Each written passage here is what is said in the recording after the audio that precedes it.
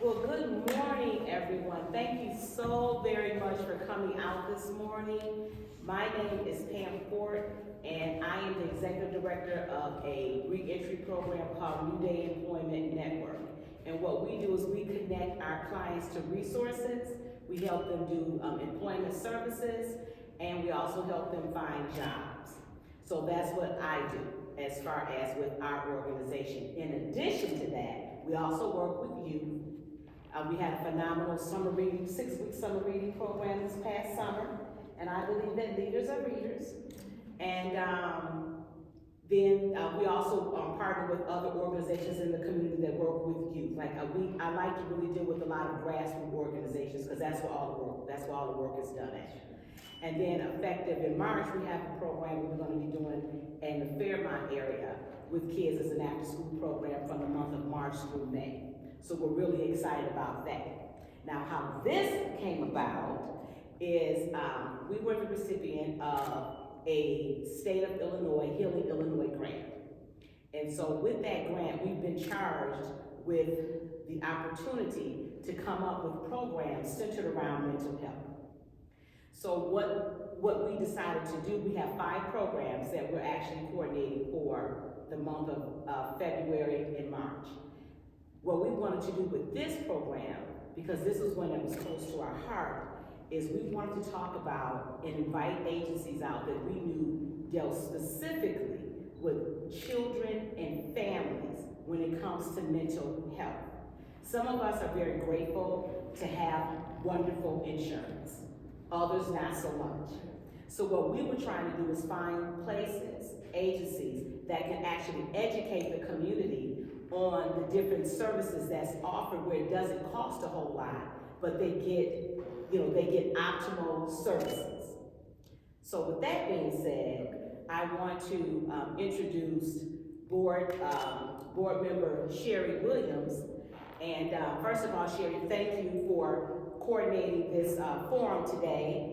I appreciate that. This is close to her heart as well, and she had a lot of questions for me as we were putting this together because it's always about the end result, and I thank you for that. And so Sherry is going to introduce herself, talk about what you do on the board, and then you're going to introduce the panel, and we'll get started with our conversation. Okay. I think most of you know me. I'm Cheryl Williams, Will County Board Member of District 5, which covers most of Lockport, pretty much all of Lockport, Crest Hill, and some of Lennox and Homer. So I have been elected to be my Democratic Caucus leader, so that's a new role for me on the county board. And I just think that the county can do more as far as what we do, because the money comes from us. So I'm trying to figure out a way to spend it at the best way to spend it. But I think that we don't do enough for our youth, and so that's one of the reasons why I wanted to concentrate on that. But mental health, of course, in everybody's lives is very, very important. So like Pam said, we deal with the families, but I did want to focus on the youth as well. And then just have you guys kind of explain, because this is something that the county does, especially you, Teena. This was a referendum to get that position for 708. So I want to see people to see what it is that it's doing, so. And I think a lot of times, like with the Regional Office of Education, I mean, do people really even know what that is? So, I wanted to make sure that people do. And there's good things that come out of every office. Nami, Health Department. This is great. So when Pam asked me about this, I thought of these agencies, and of course I contacted everybody. A little arm twisting, but not much. Not much. I know if you guys are as excited about this as I am. So with that, we'll have you guys introduce yourselves. Hello, I'm Dr. Kathleen Burke, and I'm the coordinator for the Substance Use Initiatives and Treatment at the Will County Health Department in the Behavioral Health Division. I also work across the county in preventing opioid overdose deaths. We work now, we have a program in the schools, you're talking about youth. So we just started a program in Joliet Township, Central and West, where we have a substance use counselor there twice a week. We already have mental health counselors there. We've had that for a couple of years. And so we followed, it was so successful that we followed with substance use. One of the challenges for kids and parents is getting access to services and getting access to services so they don't have to take off work. So we provide services with Medicaid and free of charge. And so there is never a child who gets turned away from any of our mental health services. We're able to work with them. And so we know that there are often mental health issues that are driving substance issues. So we look at them as coordinating issues, and we work together in our division to be able to support that. We also have a child and adolescent department within our health department that specifically does therapy for kids. And they work with the families, but it's focused on kids over 5 years old, up through 17. And then we have an adult section where people can come in also for individual therapeutic services. We have a psychiatric nurse practitioner who's available to the kids for psychiatric medicine. And we have a pharmacy in our health department, our health center, that is very supportive of working with everybody to make sure that the needs, their medical needs and their medicine needs are able to be met, regardless of their ability to pay. So we are able to get people enrolled in Medicaid if they're not enrolled in Medicaid already. And we now have a new service peer support specialist who works with the families specifically to help them connect with the resources they need to facilitate their mental health and substance use recovery. So we're trying to be full service and to meet all the needs of Will County. Excellent. Thank you. Hi. So my name is Teena Mackey. I'm the Executive Director for the Will County Community Mental Health Board, which is a fairly new board. As you mentioned, Sherry, we're a separate taxing district, although we work under the umbrella of Will County. The tax that we levy is collected from the residents in Will County who voted on a referendum in the fall of 2022 to support the mental health board. So our tax levies were initiated in 2024, just last year in May and October. So that's the first time residents would have seen it on their tax bill. So we collect these dollars to implement as part of a grant cycle. So right now we're in our 2025 grant cycle. It actually ends Friday at 11:59 p.m. Yes.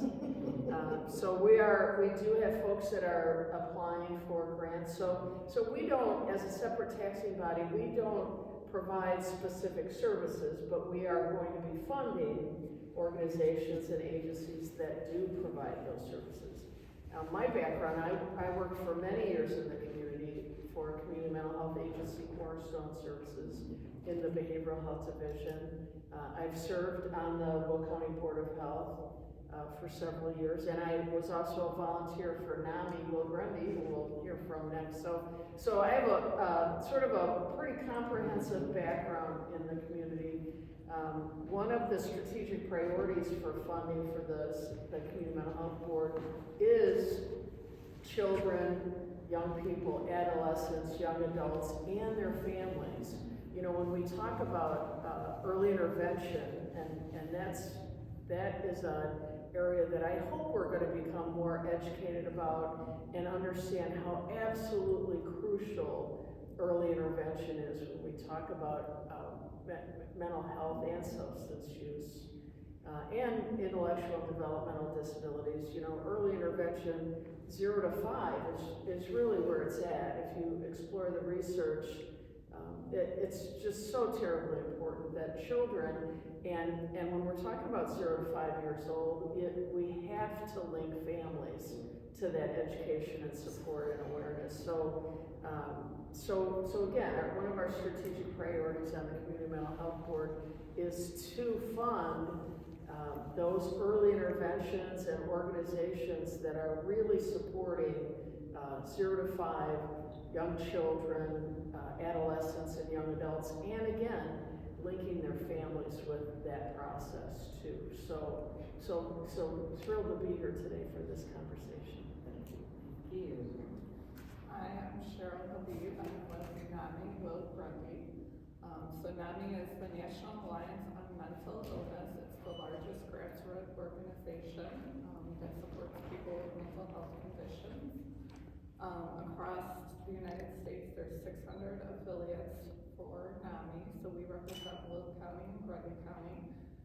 Nami helps advocate, educate, and support people with mental health conditions and their families, because we know mental health conditions affect the whole family, the whole household.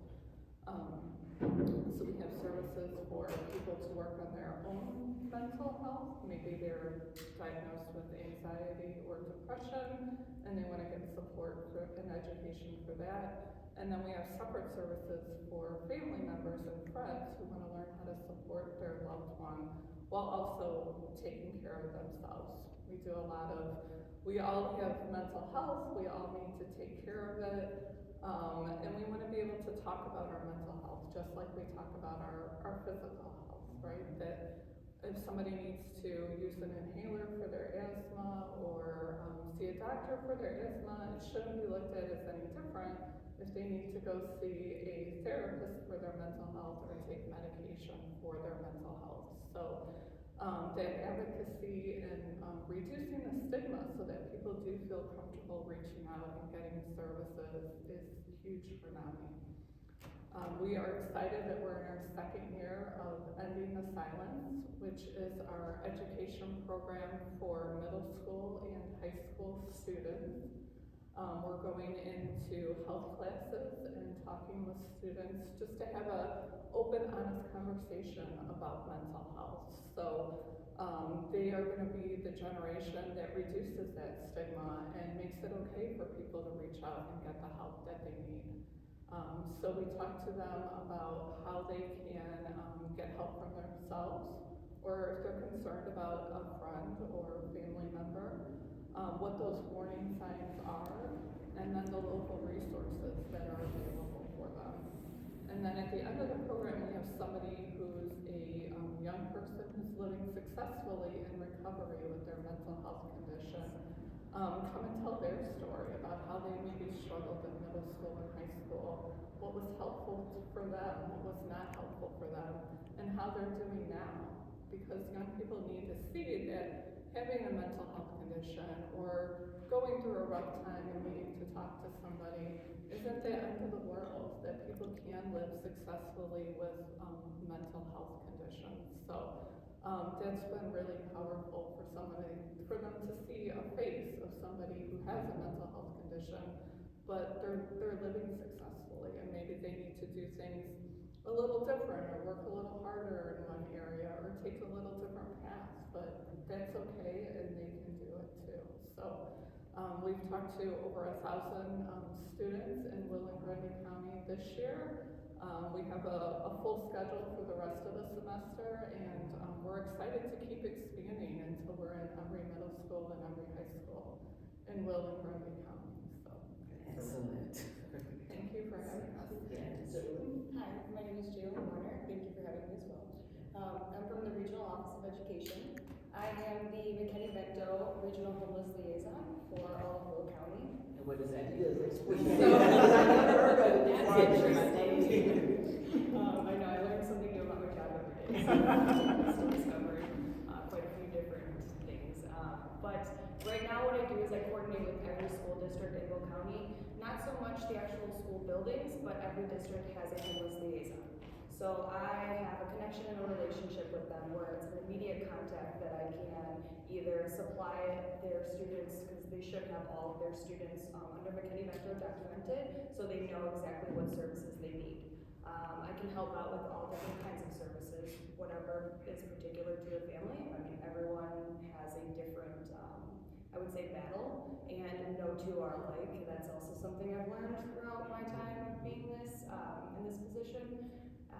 I think that you have to have a very open mind, and you have to be willing to listen, and once you do, you realize that there are so many different services that need to be provided that I might not necessarily be able to, and that's why trying to connect with outside organizations is so important for me. For example, what you had mentioned earlier about healthcare, that is something I've been recently struggling with. Is I have a lot of unaccompanied youth students. I have a lot of students who are newcomers coming in and don't have maybe records and an ID. We need to supply them with a multitude multitude of different things.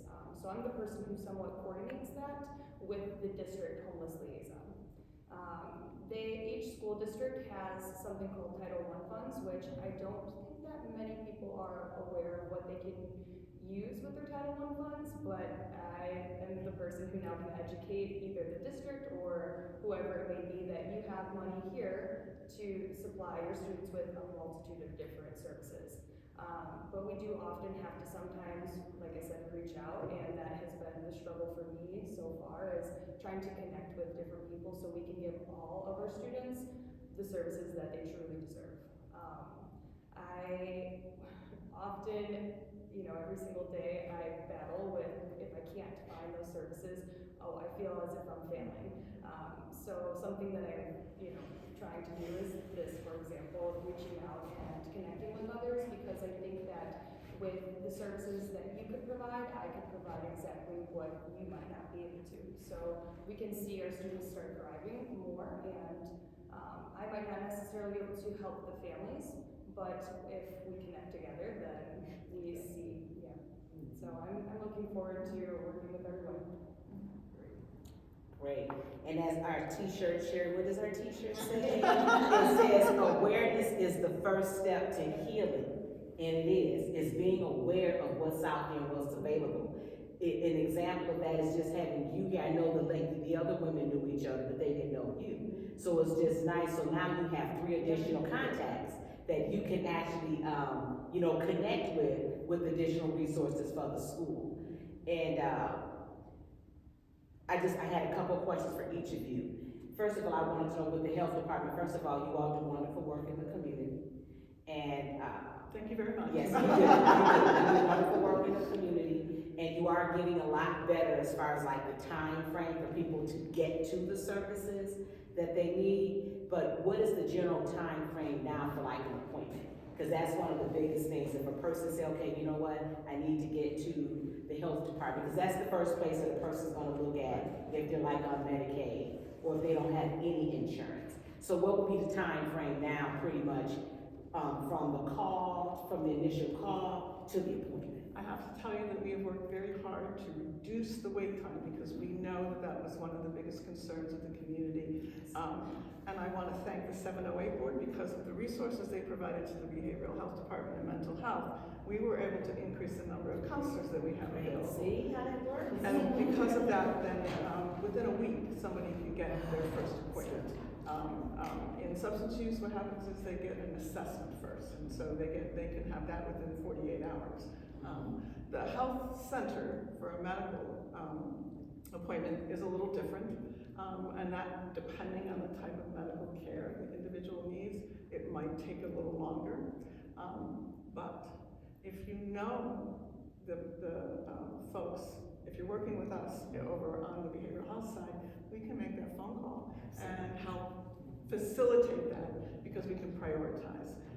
And they get lots and lots of questions and contacts, and so our commitment, and Elizabeth Bellata, who's our executive director's commitment, is to get services to people as quickly as possible, and that has gotten so much better.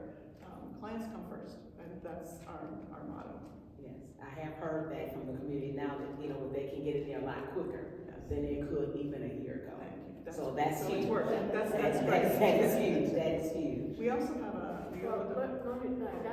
Let me interrupt you, because I think, take that one step further, that, thanks to the behavioral health division and Dr. Burke, you and your efforts in substance use, we're finally talking about integrated care.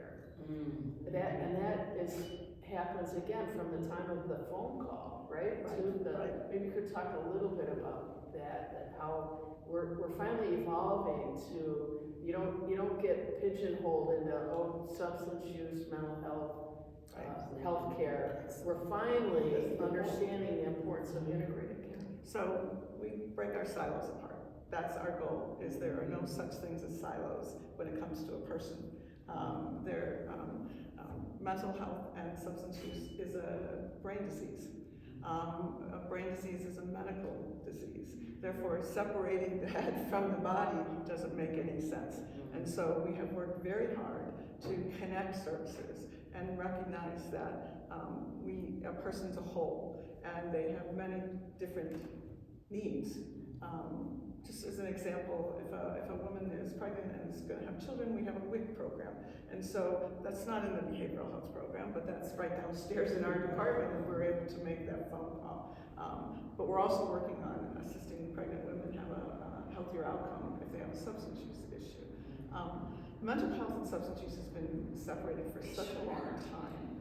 And one of the biggest contributors to substance use is a mental health illness. Right, so the contributing factors aren't simple, and they can be trauma, they are things that have happened in your childhood, they can be a medical illness, they can be an illness that's happened to your parent if you've lost a parent. That all contributes. So we're talking too fast, you choke. No, we are working very closely together now, thanks to the direction of our division director, and in order to link our services and not look at them as, well, no, you need to go over to get a mental health appointment. No, you need to have a substance use program. We have group meetings where we talk about cases, where we're talking about all the issues surrounding a client. That's what a peer support person is there for, to connect them to all the services that they need. And working with our health clinic, it also supports good medical care, which is so critical to a healthy body and a healthy mind. So, is that what you wanted me to talk about? Yeah. Thank you. I think that's a really important. I think you're right. Really important. And like you say, for so long, people, we have just put everything separate, when in fact it's all related. It's kind of like this panel here, this is one of the things too. Relationships are important. So if I know this is what you do, I am going to be more likely to say, well, you need to go over here and talk to Dr. Burke. You need to go, mental health board they have programs for these groups, and this is what is going to help our community. And like I said, it's not just the family, the youth is what we want to focus on, because of course that's the next generation. Yes. And we want to make sure they're well, so that, we don't have as many issues as far as that goes. But so Teena, I know, like I said, you guys just basically, you don't have the same kind of purview as everybody else. Right. But you do have a focus, and you said you're focusing on the youth. Yes. Again, one of our strategic priorities, really important. We have a few: workforce development, transportation, gaps in services in terms of crisis response, and then certainly programs and services for early intervention. Really important. And again, not only does the Community Mental Health Board want to be funding these programs, we want to have a leadership role in the community to encourage collaboration and encourage analysis of the programs that are available, and where are those gaps in services. When we talk about emergency response, and yet are we talking about a program where I make a phone call and somebody answers the phone, and then they have a suggestion, or they have some resource direction for me, and they can intervene with my family, and do they follow up? Are those, like you said, boots on the ground, one-to-one, are those interactions and support services actually happening? And super important, peer support. So, I have the opportunity to talk to someone that's been in my shoes, that has experienced this and is living successfully in recovery. So for no other reason than that, to give me hope, that there's hope for a better plan. So beyond just the grant funding, again, we'd like to play a leadership role in the community. We took a step toward that at our board meeting this week, that in addition to the grant program, we're going to co-sponsor there's an organization called AOK. It's part of the Will County Health Department, All Our Kids. They do a fantastic annual conference where they educate. They have over 100 providers in participating. And youth mental health is typically one of the topics of discussion. So the Community Mental Health Board is going to co-sponsor that event this year, May You said 30th. that's all our kids? All our kids, A-OK. And it's specifically a program of resource opportunities for children birth to 5 and their families. So lots of resources available, lots of support and direction. Again, that super important link of not just supporting the child, but education awareness for the families. At that age, they just have to be linked. Yes. Now, when is that? Do you have a date on that? May 30th is that annual conference. It's at Lewis University. Lewis provides the space at no charge to the organization. So I've been a speaker there in the past. It's an excellent event. And again, it's about additional education awareness about how absolutely important that 0 to 5 age group is, and support for the link to families as well. Excellent, excellent. I have a question for you. I know you talked about Nami, what you all do. Can you speak a little bit more in depth about the family services that you all have? I'm very impressed with that, and then also the living room. Okay, sure. I'm glad you asked. Yes. So Nami has lots of services for families, and we know typically when families get better, right, when parents have more support and education, it trickles down and the kids are better. So we think that's really important. So as far as support groups go, we have 2 support groups. One is called Connection Support and one is called Family Support. So Connection Support is for anybody who wants to talk about their own mental health. Maybe they have a diagnosis or they're having some symptoms and they want to talk about how things are going for them. So what went good that week, what didn't go good that week, and get support from fellow group members.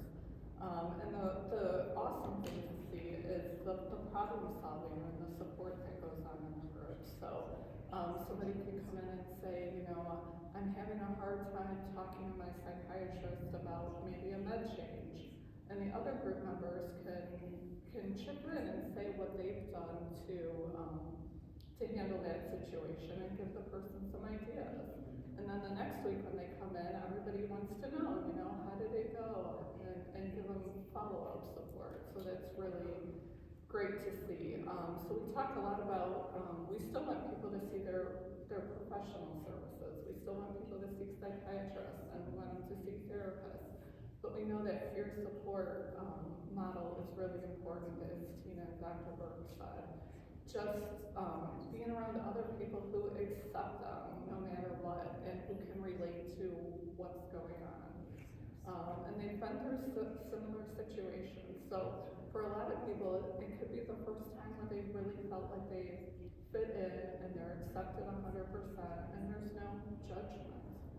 You know, people are happy to see you and excited to support you, and it really is a community. We call it our Nami family.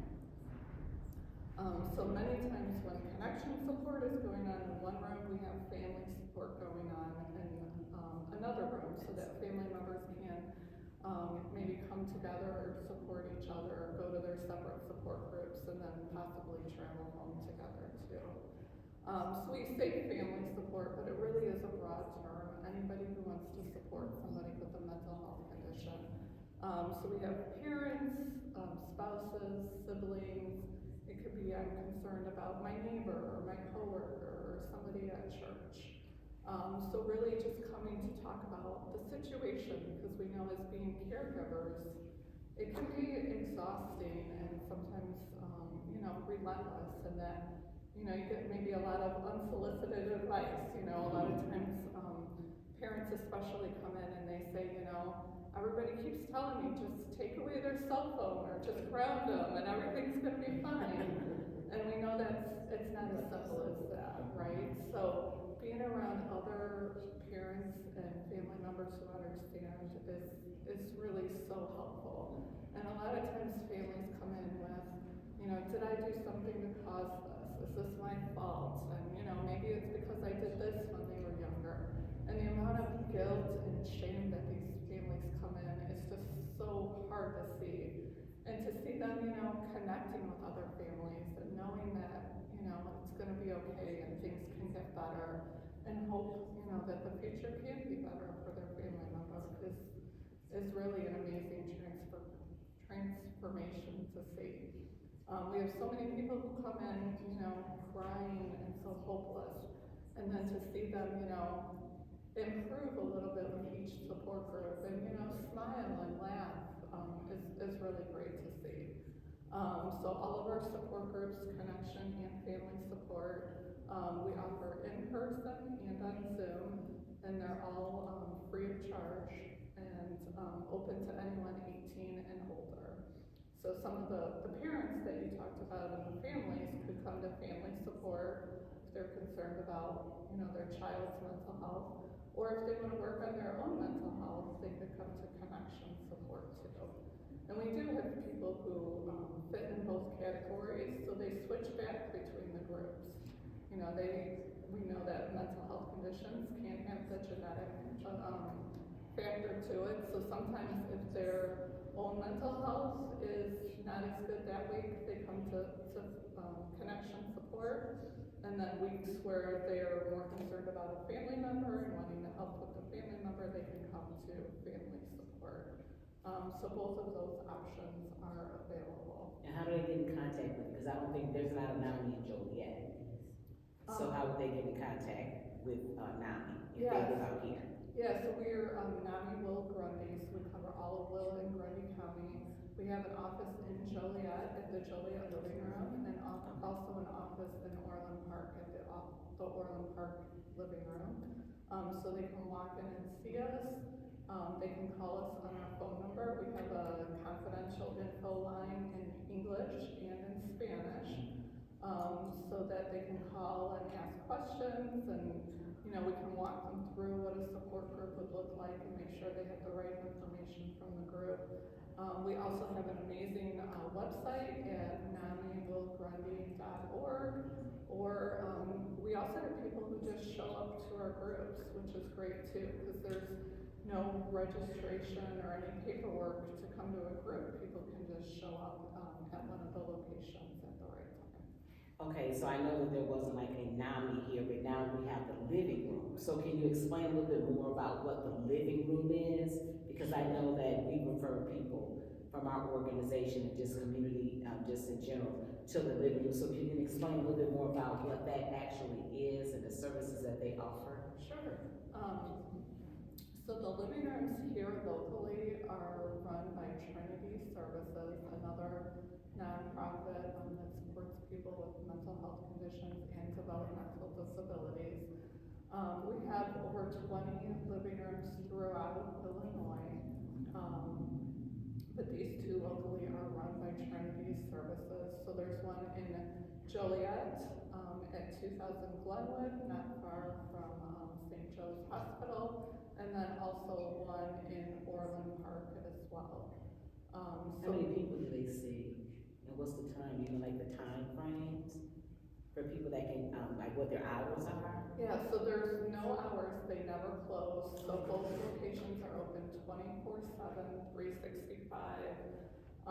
So 2 o'clock, 2 a.m. tonight, somebody's there, Christmas Day, somebody's there, they never close.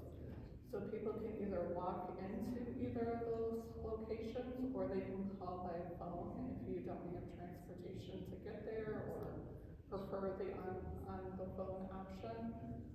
So people are there ready to help and willing to help at any time. So it's a really great resource. So anybody 18 and older can utilize the services. You don't have to have a mental health condition. It's anybody who wants to talk about their mental health. So we talk about that there's still times for people to be in the hospital, you know, when they're a danger to themselves or others, you know, we still want them to go to a psychiatric hospital. And then we have people over here who say, I'm okay, I'm doing well, you know, I'm gonna make it to my therapy appointment next week, everything's going well. But all that kind of gray area in between is a good option to go to the living rooms. So it can be, I'm having an increase in symptoms, I'm feeling more anxious, I'm feeling more depressed, the voices that I'm hearing are louder, any of those kind of symptomatic things that wouldn't necessarily qualify for a mental health hospitalization, to situations like I had a fight with my boyfriend or girlfriend, I lost my job, I need somebody to talk to.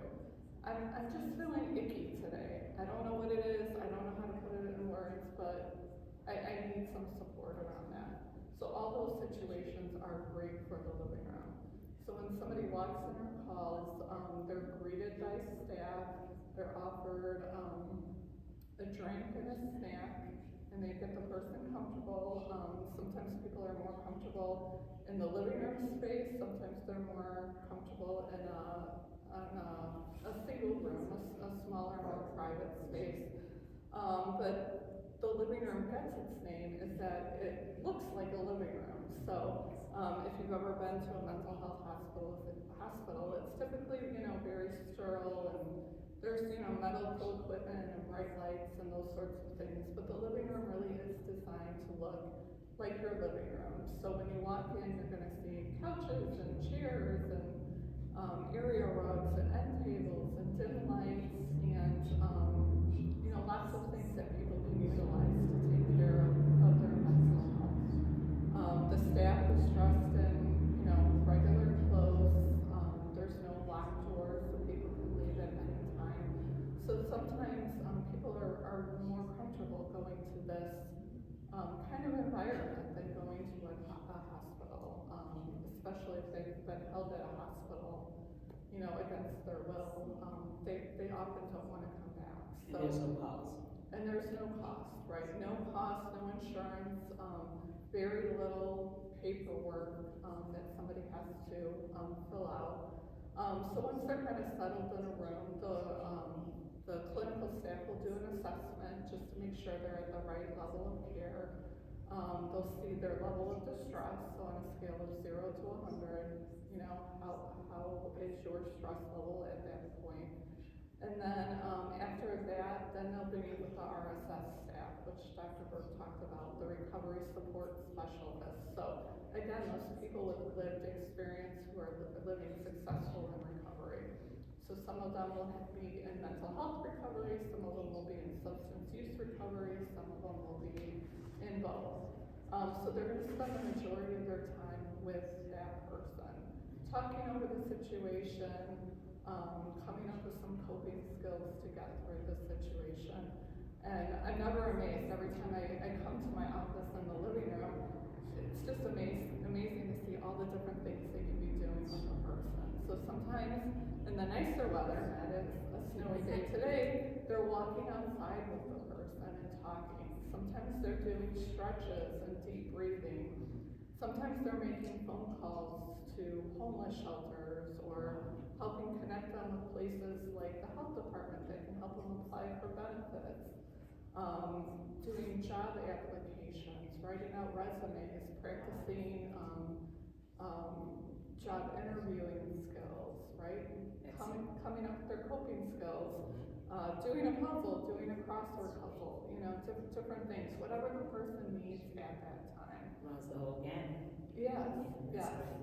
So they talk about, that person is an expert on their own experience, so they know kind of what's helped them in the past and what they may be willing to try to support their mental health. So people can stay up for, a couple hours to a few days at the living room, depending on their situation. And then when they say they're ready to go, they'll have an exit interview.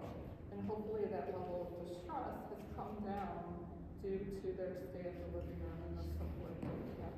So people can come as often as they want. Sometimes it's once a day, if they're going through a hard time, once a week, once a month, once a year. It's there for whatever people know. So a really great resource for anyone in the community to take advantage of. I think you gave a thorough explanation on that. Thank you very much. Yes, I just wanted to point out that Nami is here in Joliet. Previously, a couple of years ago, there was no location, you guys worked out of your house, right? Well, now we do have an office, so, you have an office, so people can go to, and so it's, sometimes people, if there's not a space, they're like, well, does it exist? Right. What is this? It's a phone number. So we were really pleased when Nami was able to open up a space, in Joliet. Yeah, it's nice to have a home at, the Trinity building. But we also want to be in the community where people are and meet them where they are. So that's why we have our groups throughout Will County and Grundy County, because we want it to be accessible for people to get to know. And I think another really important point is, as we described the health department, the living room, Nami, Trinity Services, the more collaboration that occurs amongst these providers, another really important element is what, we call that continuum of care. It's really wonderful when there's a crisis support or emergency services or someone engages in therapy, but sometimes there's that temptation that, okay, I'm feeling a little better, so I don't need that anymore. Or again, that integrated care, I feel a little better in this area, so I'm not gonna worry so much about it. That continuum of care is so important. So a person goes in, they're feeling unwell, they go into the living room, there's resources for housing and therapy and, food and, all those, and then we point to Nami as, there's so many hours in the week, let's fill up some of that time with good support services at Nami. There's every Monday in-person option and every Sunday online option. And then as you're feeling better, okay, let's refer you a therapist at Trinity Services. And the health support or substitute support ongoing, so that once a person engages, decides, I'm sick and tired of being sick and tired, once that person engages, all you have to do is get to one of these providers, and then the door is open then for that continuum of care. So that we build these healthy communities. And again, so important that now we start this paradigm shift, that continuum of care starts not just when you're 18 or even 12, or with not like the ending science program in schools, but that we're slowly working toward that birth to 5 for early intervention and family support as well. Excellent. And then there was one. So, go ahead, Cheryl. Jaelin, the McKinney-Vento part of this is that, I didn't know that's what you deal with mostly, but can you explain, that's a grant, right, a federal grant? Okay, can you explain exactly, it's for the homeless youth? Yeah, it is only for homeless youth. Okay.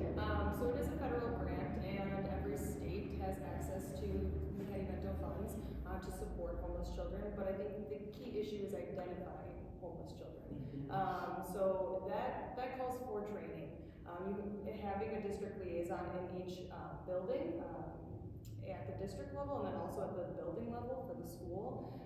They need extensive training, and I don't think that is provided in a way where we can help those individuals learn how to identify homeless in other ways that are not just shelters or living on the street, because we have different versions of homelessness, and being doubled up is homeless. If I have a student who is living with another family, they might have a home, which is amazing, we're grateful for that, but are they living in the common space of this other individual's home?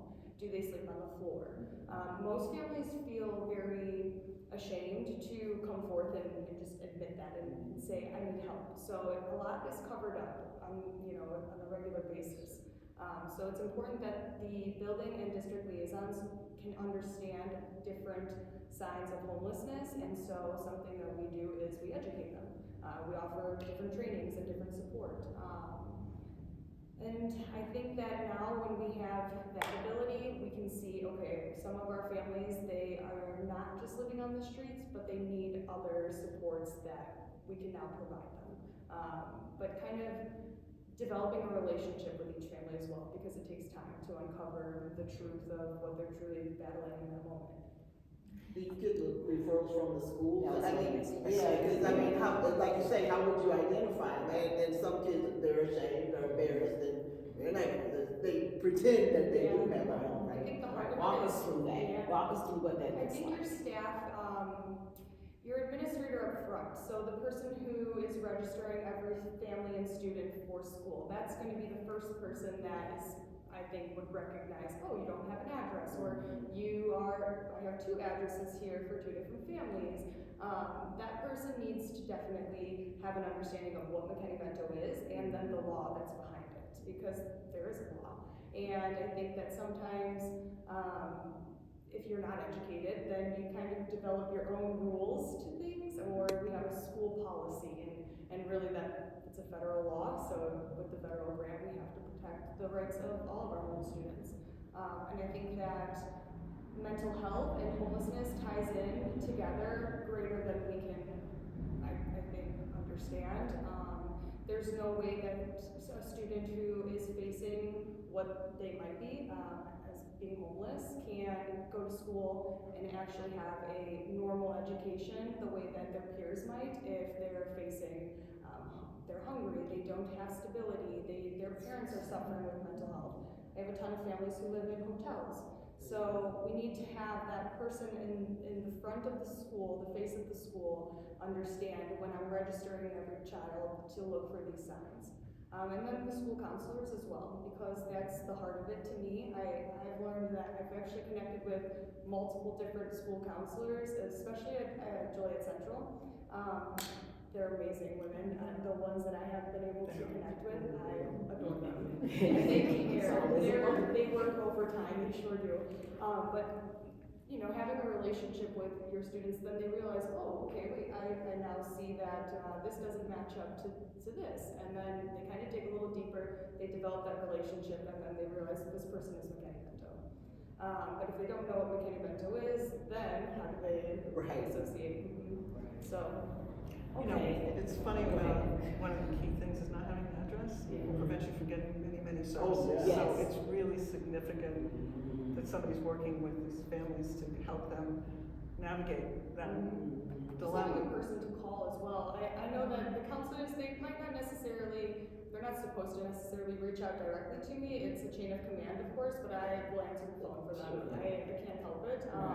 They just want somebody to call. They're the ground workers. They're working with the students, and if they can't provide what's needed for them in that moment, they don't leave that day feeling good. Neither does the child. So I think that just having somebody to call and support them as well is huge, and then we get the job done. So. Excellent, excellent. And then I have this question. So the programs that these ladies have, you have programs in the school, the grade schools, and you said the high schools too, and you have it in high schools. So can those homeless kids go through these programs? Sure. So I think one of the things that you probably weren't even aware of all this that's going on in the schools. So there are some great things going on in the schools. It just needs, just like you said, Teena, that collaboration, that integrated care, that continuum of care. So everybody know what each other is doing. So if you can't help me, then guess what? I can go to this person, I can go to that person. So the whole bottom line is that that kid gets the services that's actually needed. So I know that with the parents, a lot of times parents, they just don't know where to go. They don't know where to go. And when kids, because I used to sub for years in schools. The kids are gonna come to school and tell you everything that's going on. Because those are their peers. So they're gonna talk amongst themselves. So where would the parents go? As far as getting that support. I'm saying even like those homeless parents, because like I said, homeless is like a really loose term now. Because most people, if you lose your apartment, you lose your house, you're homeless. So where would the parents go to get the supportive services? And that's what I think the missing link is. Like you talked about the homeless students, but what about the homeless parents? And that's where I think that, you three come in at as far as services. So it would be nice to see you all link up to find out, because Tina, you just seem to be that person, like, you know what, you're gung-ho, you're gonna figure it out. And so, where would those parents go? They don't know. There you go, Dr. Burke, tell us. So, we just launched, Recovery Community Center of Joliet, which is at 180 South Chicago. Excellent. And it is a drop-in center. It is run by its own board. It is originally designed for people to keep people in recovery, right? So long-term recovery. Well, what does that mean? Recovery from substance use, housing issues. It's turned into, just since a couple months it's been open, as a resource center. There's a shower. Yes. So awesome. That someone, once or twice a week, they have a shower day, they have clothing. We have, there's computers there for people to work on looking for jobs or research, anything to get them kind of back into what they need to do. There are peer support people with lived experience who are there to assist in getting them back on their feet. Like, I did it, what can I do for you, how can we help? That area, just like the living rooms are supposed to be linkages to services, right? Yes. That's supposed to be the connector. That's where people can go and talk to people and find out what's around. Because it is almost impossible to know everything, right? Yes. I didn't know about you. Yes. And I've been in the community a long time. And I've been Absolutely. hard. Absolutely. So That's why we're doing this today. Exactly. Very why. much, Yes. yes, this is fabulous. And Yes. so that's an adult, now they're talking in the future of doing some things with kids to have drop-in centers for the kids too, but they have support, they have their AA, NA meetings also there. They have bingo, they have activities, they have things to get people connected, because connection is health. Everything is everything. Will-Grundy Medical Clinic also is a Yes. good place for folks to That's absolutely true. start. You know, they have extraordinary support and resources for Yes. housing, for medical services, dental, vision. You know, sometimes, you know, even if you have Medicaid support and you're with the health department, sometimes dental and vision isn't part of that effort. So, Will-Grundy Medical Clinic is also a really good resource, a good place for people to start. Right. You know, their journey or trying to find. And they have social workers in the field, so that they're easier, and they work a lot with the unhoused. They So, seek yeah, out yeah. folks that are living on the street to bring them in and sometimes bring that support to them on the street often. Yeah, and we'll put that information on the who's the executive? Sean Marconi, Okay. Will-Grundy Medical Clinic. Yes, so we'll put that information. She's excellent, so you should have her on. She's an excellent interview. Yeah, she Yes. is. Wonderful. Yes, definitely. Absolutely. But yes, health department, We do have dental services, by the way, for Medicaid. yes. Oh, cool. I thought it was just for kids. Years ago, it was just like for the kids. Do you have it for adults now? Mm-hmm. Oh, wow. Okay. Wonderful. Moving on up there. We're trying. You know, that's the whole thing. It's like just bringing everybody together so we'll know what's out there. Right. Sherry's always saying, Pam, people have to look for themselves because Sherry believes that, you know what, you should pick up the phone and start calling, and it's the truth. But now we're all learning too, and so the goal is when she wanted to put this program together, like, Pam, but we need to know what's going on so we can refer people Right. to.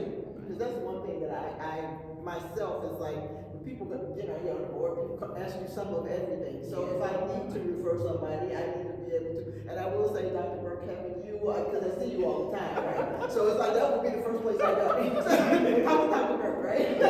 But I know Tina's there now too. Right. And I met Cheryl, so Jaelin told me about McKinney-Vento. I'm like, what is McKinney-Vento? Right. I never heard of it before. So this is my thing as an elected official too, is we don't, you hear things here and there, and mostly it's just things that, what taxes are gonna go up and this type of thing. But I'm more involved in these type of things, and the youth is important to me. I worked at the jail for quite some time, so I always think of the prevention aspect of it. If they had help early on, and even down at the jail, it's very, very difficult because, and my background is psychology, so naturally, that's where I would kind of gravitate to.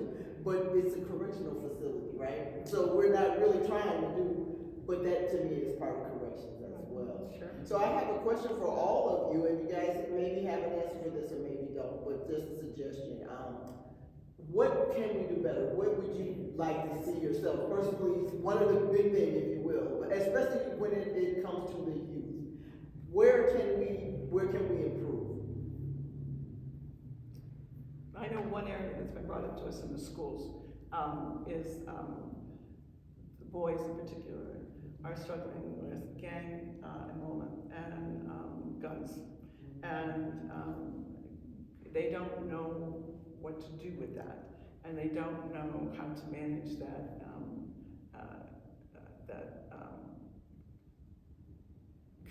they want you part of the gang. They want, how do you survive if you, in your neighborhood? Turn it down or something. Yeah, what does that look like? And, that's certainly not in my area of expertise. And they want to talk to men or people who've been through it. So that, to me, that's jumped out just recently as an identifier, as like, how can we create that support system somewhere? I bet there's a program in our community for boys and men. I bet, either through the Boy Scouts or the Y or something. So, but how do we make it accessible then? And how do we try and bring it to the school, because that's the most accessible point for kids, right? And people with lived experience are out here. Yes, they definitely are. They definitely are. That's a good point. That's a good point. Well, and, at the core, it's often funding, like Dr. Burke said, the Will County Health Department expanded their behavioral health division based on the $4 million given to them by the 708 board. So that new funding opportunity has caused an explosion in the availability. Instead of 3 or 4 weeks, it's a week, and psychiatrists available, psychiatric nurse practitioners, peer support folks. But then if you look at a template, like for me, the template for the younger age group, if you look at Brooks Middle School, Right. and Bolingbrook, part of the Valley View District, they're sort of leading the way, I think. They were the first to implement ending the silence in their school. My best friend is the homeless person. Really? Miss Mackey. Okay, all right, so ending the silence there, and now the health department has a medical Center there. a clinic right there in the school, and they've recently added social workers to that those services available at that clinic. So a child and their family can get their physicals done there. If they're not feeling well, they can go there. If they're not feeling well physically or mentally, they can go down to the clinic. There's peer support opportunities there. The leadership in the school, the principal came to Ending the Silence to see what that was all about. The superintendent's involved. Dr. White, I think, is involved. Even at the day-to-day level at that school. So if you go to Brooks Middle School, you got it all going on. I mean, you've got a lot, and not just you, but your family has opportunity for lots of support services. So I think as we create those templates where the school's at the core of families already, if more and more services are available there, and then beyond that, again, that continuum of care. Okay, they need more help. Let's go to Will-Grundy Medical Clinic. Let's go to Will County Health Department. Let's reach out to Nami for those ongoing. My son's friend is clearly a child that is struggling with being unhoused or their family struggling. So as the funding is available, it's easier to collaborate, right? When we're not competing for dollars, when we're working as partnership in the use of the support with those dollars. It's already been brought up that people in the other middle schools want what Brooks has. I'm sure they That's do. been brought up just recently. So why isn't it there? Why isn't it in Commerce? Yeah, why don't we get it? Yeah. So Jaelin, I'm gonna tell your boss to get on it. Come on. Absolutely. I would love to have all of you ladies in person at some of our trainings at the ROE. Look at there. And Look what we created because here. if I could have you actually connect with those who are the ground workers, who are one-on-one with the students, these individuals need somebody to call. They just need a go-to person. Even if you end up, giving them to somebody else and directing them into a different organization, they just need to know, okay, I have somebody I can call for the student. Then I think that would be huge to have them hear everyone speak at our trainings at the ROE. you know, another important element that exists that people don't always realize is the IRIS network. So I think, does AOP manage, the health Yes. department manages the IRIS network? You know, they're kind of their own thing, but, Okay, it's so, within the, Iris is their own thing. okay, and they have memorandum of understanding with probably 100 providers? I don't think I'm exaggerating. And what is And that? so Iris is, it's a computer program, so, you know, if someone comes to me and I say, oh, I don't provide that service. A good example is the WIC program. The WIC program is far and away the number one referral. So that someone comes to us and they talk about food insecurity for babies and infants. And so we say, oh, there's a WIC program. So we go to IRIS and make this referral to WIC. And so then the WIC folks will contact that person. And there's a lot of accountability in the IRIS system where you know, You have to answer right away. there's a timeline and there has to be a result posted. And there's a very comprehensive list of providers that participate in WIC.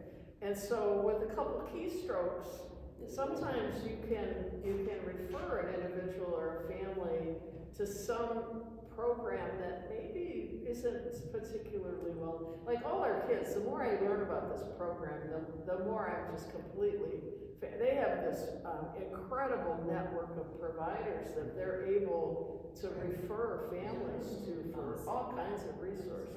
And they do it through the IRIS system. Isn't that something? So it's a referral. See, you're in the school. So you know what I'm Nami's saying? Nami's in I know, you probably have. I mean, but that's the Department's whole in it, but thing. the behavioral health division just signed up for IRIS. Okay. Okay, so you could be, health department's big, so, but the fact that it is so easy, and that's always key to people. Yeah, Rebecca Anderson from AOP manages. Yeah, it's really good. Well, I'm hoping that this is just the start of this conversation. That we're going, you know, maybe in 6 months we can meet up again, 3 to 6 months, and by that time, maybe you all would have gotten together, you could bring other providers on. Sherry and I always say, you know what, we can never find it, that's why we have to create it.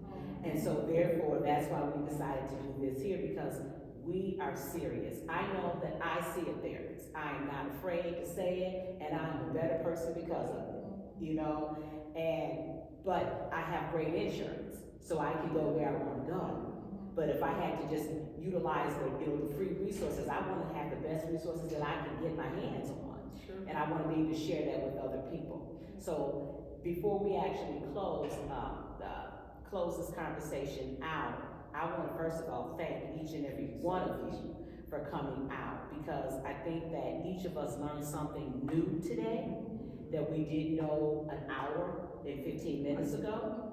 And the goal is to get other people on board within our community so we can share these resources. So I know each organization have their own resources and they're on their own website, but sometimes like that collaboration, that continuum of care, put together a whole website just on various resources. And I think that would be good for the ROE, because everybody needs it, and you have the bulk of the students because you have access. You all are in the schools with different kids, but you have access because you are that person.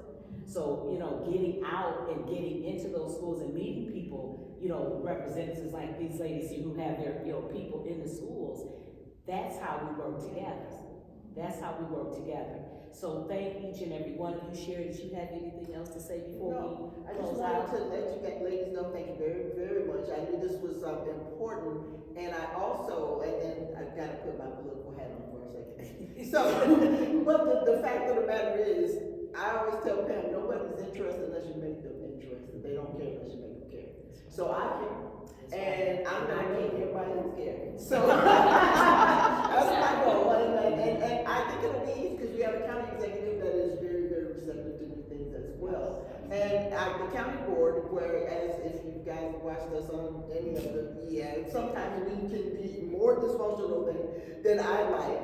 But I also know that we are a caring group of people as well. We got elected to represent our people, our constituents. And I think that things like brought to people's attention. If you don't know, then of course you won't do anything because you don't know to do anything. So I am going to challenge all of you to keep on me as an elected official. I know the funding is needed, and you know, money, to talk about money, you get all crazy. So that's one of our biggest fights on the county board, right? So, but you know what? People still want to do the right thing. That's why the 708 Mental Health Board was even voted in, because people saw that need. So people do know the need is out there. I, as an elected official, I'm going to try to make people more aware and do what we can on our end to try to improve things as well. So I thank you so much for coming, and keep me involved. I love to be involved. I want to know what's going on. So I won't have to wonder what McKinney-Vento is. So now I know. So I like knowing things. And as a nonprofit person, a community resource, I will continue to reach out. I will continue to reach out. So probably in about 3 months, we will reach back out again. You know, to see exactly what's going on. What more can we do? We need to do a one-day resource fair day. And I'm talking about resources where these people can come out and get them, but they know what they are. You know, when everybody helps bring these people together for these various resources, whatever it is, you all are the experts, you let us know. But I just know I will continue to, you know, to refer people, and I am one, I have to do a survey, because I want to know what you're doing. So when they go to these various organizations, I want to know, how did they treat you? You know, did you get the services that you needed? So I'll know, because if they had a bad experience, I'm going to reach out. If I referred them, I'm going to reach out to you and find out what's happening. Because it's hard enough just trying to get up the gall to even pick up the phone and call. And I want to make sure that they get what they need. So just an FYI, the county executive, Jennifer Bertino Charon, does have a family fest this Monday. At Troy, one of the Troy schools. For the holiday? Is that On a holiday, okay. this Monday. It's extraordinary. They have easily in excess of 100 providers and all kinds of information. And it's this Monday at Troy Middle School. It's Troy Middle. Okay. Resource fairs are very hard to communicate to everybody, Yeah, first of all, because it's yeah. usually community-based, right? So if it's in Plainfield probably knows more about it. Also, getting people to go to a resource fair, we've had challenges over the years. And Sherry's always said that, she said, Pam, what good are the resource fairs if the people don't come? Right, and so, Well, this was pretty well attended. well, think about it, it's on holiday, Yeah. it's when people are available, I mean, you have to think of all those things. Yes, And if it's a popular one, They then have word a spreads. lot of stuff for families. That's good. People walk out with big bags. All right, I that's think good. now you'll Let's see. Yeah. And you on the board. Well, yeah, and I'm sure The she regional might office of Yes, education. yes. Yeah, all the folks at this table. Yeah, that's good, that's good. And I'll put that on, because even when we put this on our social media page, I'll put that on there as well. And then I'll put you all's, web addresses on there for people to get to the services, so they'll know where they're at. So you all send that to me. So we're gonna close out now. We appreciate, again, each and every one of you coming out. Thank you, Board Member Williams, for, putting this together. You know, we all learned something today, and for the community, go on these websites. Now, like the kids say, if you don't know, now you know. These services are available, and we want you all to go on these websites, call these agencies, get the help that you need, because the services are there. Have a good day, and be careful out there, ladies. Yes, thank you so much. Thank you. Yes, and we're going to my favorite part. Let's see here. Bye.